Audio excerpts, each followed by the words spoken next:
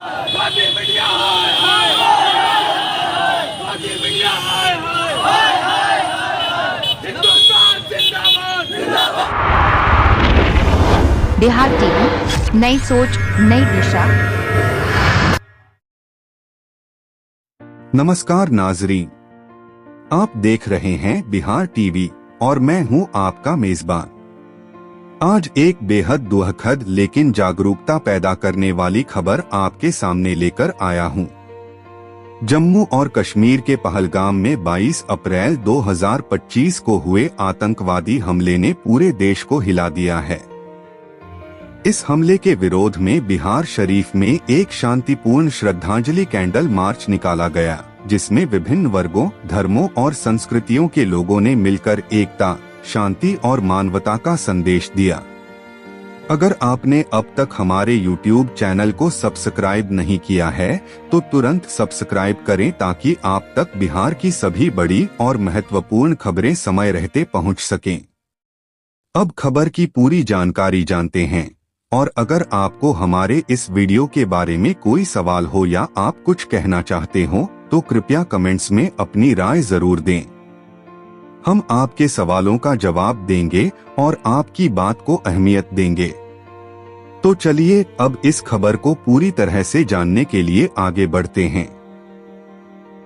बिहार शरीफ, जम्मू और कश्मीर के पहलगाम में 22 अप्रैल 2025 को हुए आतंकवादी और कायरतापूर्ण हमले में 28 निर्दोष नागरिकों की शहादत पर जमीयत उलेमाए नालंदा द्वारा गहरा शोक व्यक्त करते हुए एक शांतिपूर्ण श्रद्धांजलि कैंडल मार्च निकाला गया। यह मार्च मोहल्ला भराव से शुरू होकर बिहार शरीफ के अस्पताल चौक तक पहुंचा, जिसमें सभी धर्मों और मतों के लोग बड़ी संख्या में शामिल हुए।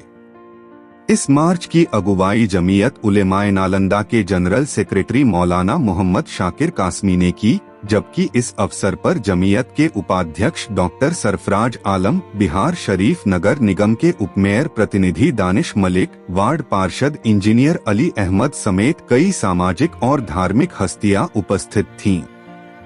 दानिश मलिक ने अपने संबोधन में कहा, यह हमला हमें देश में भाईचारे, सहिष्णुता और मानवता के संदेश को और मजबूत करने का अवसर प्रदान करता है। हमें नफरत की राजनीति करने वालों से सतर्क रहना होगा और देश के हर नागरिक को साथ लेकर चलना होगा। मौलाना मोहम्मद शाकिर कासमी ने इस हमले को पूरे देश पर हमला करार देते हुए कहा, कुरान पाक में आया है कि जिसने एक निर्दोष इंसान को मारा उसने मानो पूरी इंसानियत को मार दिया। हमें इस त्रासदी से शिक्षा लेकर एकता और भाईचारे का परिचय देना होगा ताकि आतंकवादियों के नापाक इरादे नाकाम हो सकें।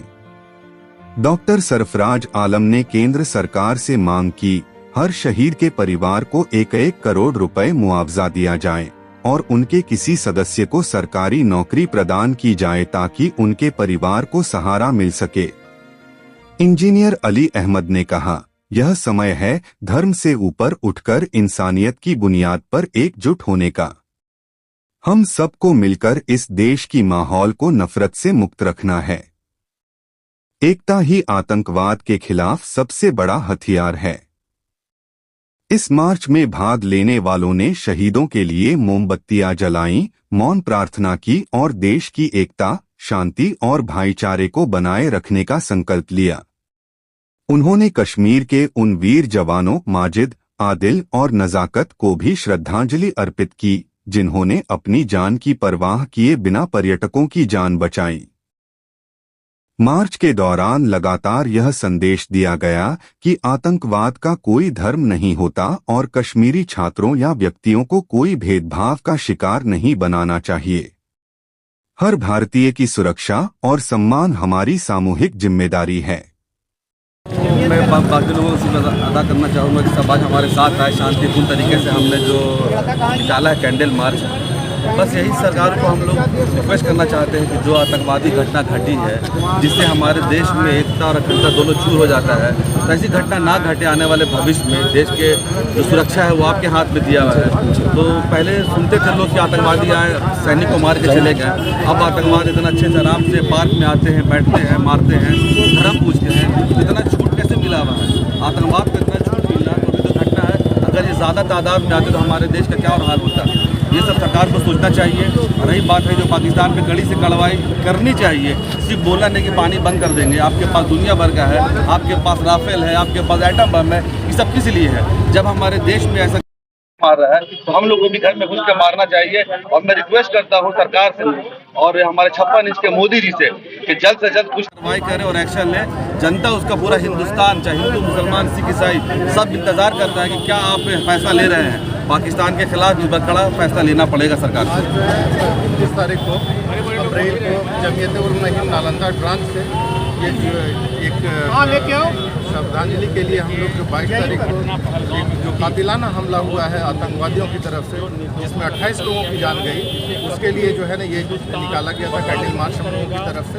और ये मेनली निकाला गया था कि जो हम लोग यूट्यूब पे फेसबुक के माध्यम से जो हकीकत कुछ और है, कुछ और दिखाया जा रहा है मोदी मीडियम के थ्रू। ये मोदी मीडिया अपना जो है ना जो एजेंडा जो चलाना चाह रही है बिल्कुल गलत है। यहाँ पर कोई मुसलमान और हिंदू की कोई बात ही नहीं है। यहाँ बात यहाँ पर देश की है। वो अखंडता को तोड़ने के लिए जो है ना ये काम कर रहा है। और ये काम जो अंजाम भी दिया, जो जात पात छोड़ कर करके धर्म का नाम लेकर के, उसका एजेंडा ही यही था कि यहाँ पर हम लोग भारत में इन लोगों को बांटें ताकि भारत जो है इनका कमज़ोर पड़े। यही पाकिस्तान का इरादा था, यही आतंकवाद का इरादा था। और उस इरादे में वो अभी खुश हो रहा होगा ये देख करके गोट मीडिया के यहाँ पर ये कि इन लोग आपस में बट रहा है। हम मोदी मीडिया से रिक्वेस्ट करते हैं कि चंद टीआरपी के लिए अपना इस टाइप का काम करना बंद करें। क्या नाम लिखते हैं सर? मेरा नाम डॉक्टर सरफराज है, मैं वाइस प्रेसिडेंट हूँ जमीयत-उल-मुस्लिमीन नालंदा डिस्ट्रिक्ट। जो निर्दोषों की हत्या हुई है उसके आक्रोश में आज कैंडल मार्च निकाला गया है।